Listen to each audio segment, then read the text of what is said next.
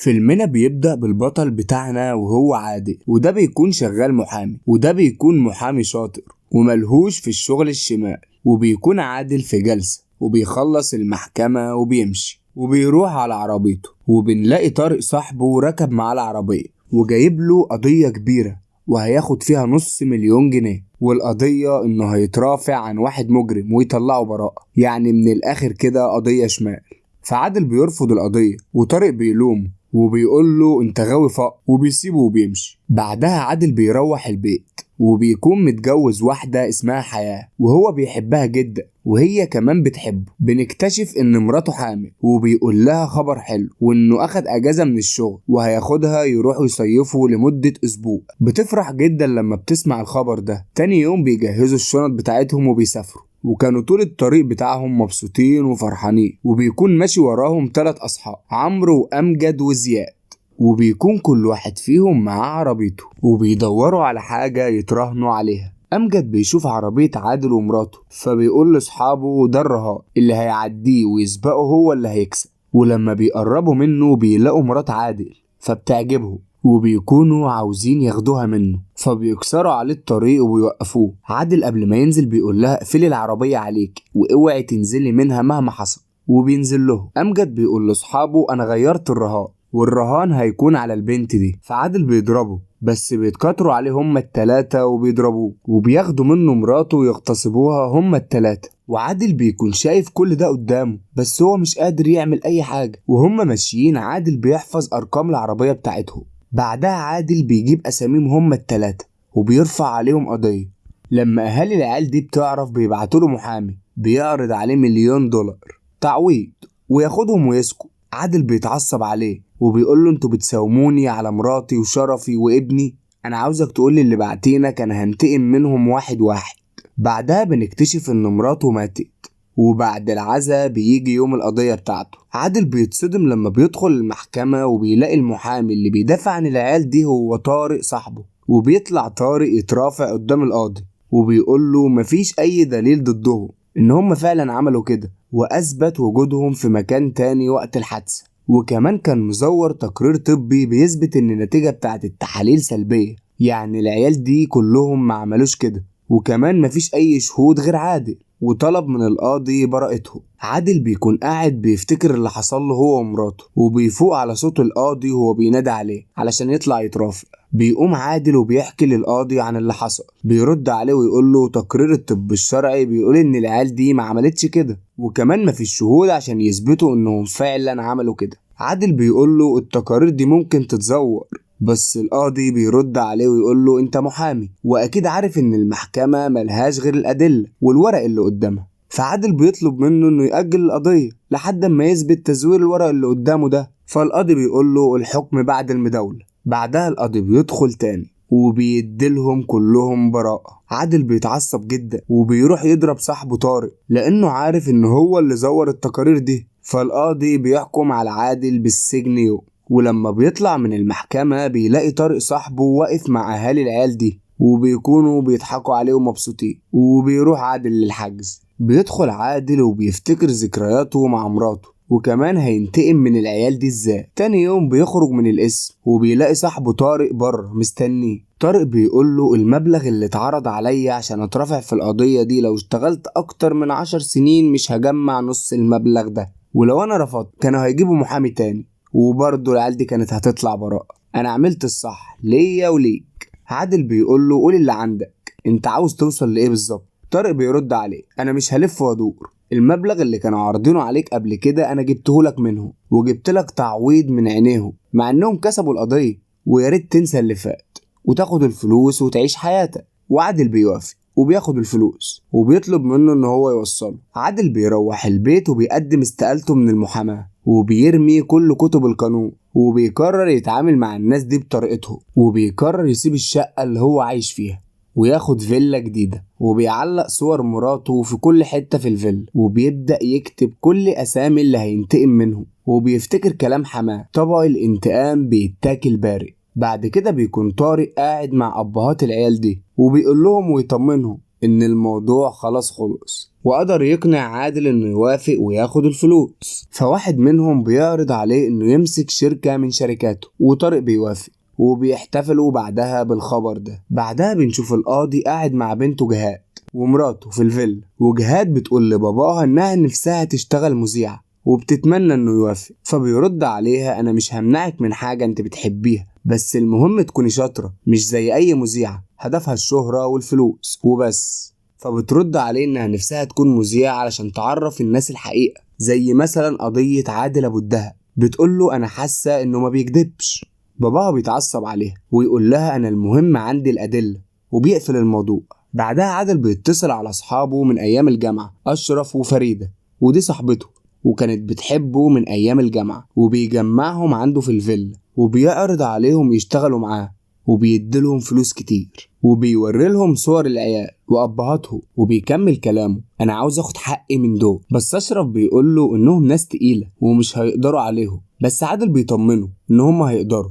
بعدها بيدخل 2 حرامية بينضموا معاهم في الفريق، وهم بندق وخفاش. عادل عارفهم بحكم شغله ان هو محامي وكده، وبيكون مهمتهم ان هم يراقبوا العيال ويعرفوا مكانهم. بتكون العيال دي سهرانة في ديسكو ومعاهم بنات، والبنات بتاخدهم عندهم البيت عشان يكملوا سهرتهم، وبيطلع عليهم بندق وخفاش، واول لما بيوصلوا بيثبتوا العيال دي وبياخدوه، وفريدة بتدي البنات دي فلوس وبيكونوا هم اللي مأجرينهم. عادل بعدها بيكلم بندق وخفاش ان هم يجيبوا له العيال دي عنده في المخزن، وفعلا بيدخلوا المخزن وبيربطوه، وعادل بيفضل يضرب فيهم وبيكونوا بيترجوه انه يسيبهم وما يقتلهمش، بس بيقول لهم موتكم مش هيفيدني بحاجة، انتوا هتعملوا اللي هقول لكم عليه بالظبط. وبيقول لأشرف صاحبه يجهز التوكيلات اللي هيمضوا عليها، وبيشغل كاميرا وبيخلي العيال دي تعمل علاقة مع بعض، وبيصورهم وبيمضيهم على توكيلات، وبيقول لهم انتوا هتنفذوا كل اللي هطلبه منكم. بتكون ابهات العيال دي قلقانه عليهم وبتدور عليهم في كل مكان، وبيشكوا ان عادل خطفهم، فبيبعتوا حد ورا عادل عشان يراقبه،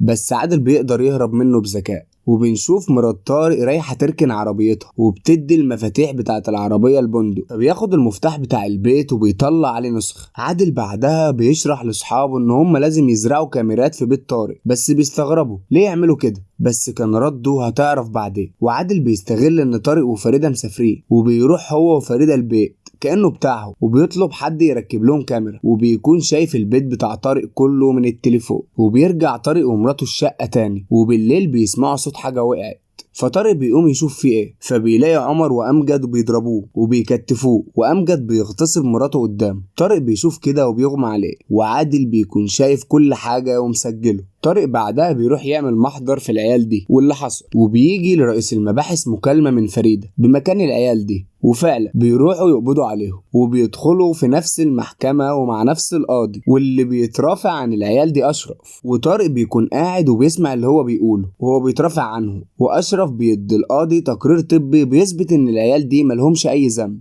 وما عملوش اي حاجه. كمان بيوري للقاضي الفيديو اللي صوروه مع بعض، وبيقول للقاضي ان هم شواذ، وبيطلب من القاضي البراءه، والقاضي بيأجل الجلسه عشان المختصين يفحصوا الفيديو اللي هو قدمه. واحد من ابهات العيال دي كان متضايق جدا من عادل، وبعت له واحد يراقبه، لان عادل قال لهم ان هو اللي ورا اللي حصل ده كله. عادل بيكتشف ان في حد ماشي وراه وبينزل يضربه، وبيعرف هو مين. بيروح عادل للفيلا بتاعته، وبتدخل فريدة وبتكون بتتدلع عليه، وبتعترف له انها بتحبه وان مراته خلاص ماتت واللي مات ما بيرجعش، وبتقول له انا اللي قدامك دلوقتي. بيرد عليها انا بقول لك ايه، انت هنا في مهمة واخدت فلوسها، ولما تخلصيها اقول لك شكرا وهديلك شهادة تقدير كمان. وبيسيبها وبيمشي. بيكون طارق قاعد في البيت ومكتئب ومخنوق عشان اللي حصل لمراته. مراته بتجيله وتقول له ما حصلش اي حاجة، العيال سابوني ومشوا بعد ما اغمى عليك. بس بيقول لها ازاي، انا شفت كل حاجة بعيني وما قدرتش احميك، انا حاسس ان انا عاجز وميت، الموت ارحم ليه. فبتاخده في حضنها وبتحاول تهون عليه. بعد كده واحد من ابهات العيال بيؤمر رجالته يخطفوا عادل، واول لما عادل بيشوفهم بيقول لهم ده انا كنت مستنيكم. واول لما عادل بيوصل بيكونوا كلهم واقفين، كمان الضابط اللي في الاسم بيكون تبعهم، بيهددوه ان هم هيقتلوه، والضابط كمان بيهدده انا ممكن البسك قضيه واوديك في داهيه. عادل بيرد عليه ده انا اللي هوديك في 60 داهيه، العيال هربت من السجن عندك، يعني 2 مساجين هربوا من الاسم في الورديه بتاعتك، وده يوديك ورا الشمس. والعيال دلوقتي تحت ايدي، وكمان تليفونك تحت ايدي. وبيقول لهم لو زعلتوني هزعلكم، انا هخرج من هنا وتكون في عربية مستنياني توصلني مكان ما جبتوني. بس قبل ما بيمشي بيقول لهم ان في راجل تبعهم هو اللي كشف له خطتهم ان هم هيخطفوه، كل ده مقابل الفلوس. فبيأمروا ان هم يعاقبوه ويقتلوا الراجل الخاين اللي باعهم، وكمان بيتفقوا ان هم يقتلوا عادل. بعدها عادل بيروح للولد التالت اللي كان معاهم اللي هو زياد، وبيمضيه على شيكات وبيمنعه من السفر. بعدها عادل بيبلغ عن مكان العيال الهربانين عمر وأمجد. بعدها بنشوف طارق برضه قاعد مكتئب ومخنوق، ومراته بتجيله وتقوله انه محدش عمل معاه اي حاجة، وبرضه ما بيصدقهاش. بيجيله تليفون من عادل بيقوله قابلني كمان يومين في نفس المكان. بعدها بنلاقي عادل وراه الرجالة اللي اتأجرت عشان تقتله بتجري وراه وبيضربوا عليه نار، بس عادل بيقدر يهرب منهم. وعادل بيروح يعمل فيهم محضر وبيشتكي أبهات العيال التلاتة، وبيأجر عيل يشهد ان هم أجروه عشان يقتلوه. فالتلات أبهات اتحبسوا على ذمة التحقيق. عادل بيطلب من الحكومة ان هم يوفروا له حراسة، وفعلا بيوفروا له حراسة توصله لحد البيت عشان يضمن ان محدش يتعرض له. بعد كده حماه بيزوره في البيت وبيقول له انا جيت اطمن عليك وعاوز اعرف انت بتعمل ايه. عادل بياخده وبيدخله اوضه بيوري له حاجه، اول لما بيشوفها بيتصدق، بس بنعرف ايه هي في اخر الفيلم. بعد كده عادل بيقابل طارق، ونفس المشهد اللي في الاول بيتعاد. طارق بيكون عاوز يعرف الحقيقه، وعادل بيكلمه بنفس الاسلوب اللي طارق كان بيكلمه بيه. طارق بيترجاه عشان يعرف الحقيقه، وعادل ما بيرضاش يريحه وما بيرضاش يقول له اي حاجه. في الاخر بيديله CD متصور عليه حادثه مراته علشان يقدمها للمحكمه ويطلب اعدام العيال دي، وبيسيبه ويمشي من غير ما يقول له اي حاجه ولا يريحه، وبيغني عشان يستفزه. عادل بيروح لبيت القاضي وبيربطه هو وبنته، قال له انا جاي اخد حق اللي عندك.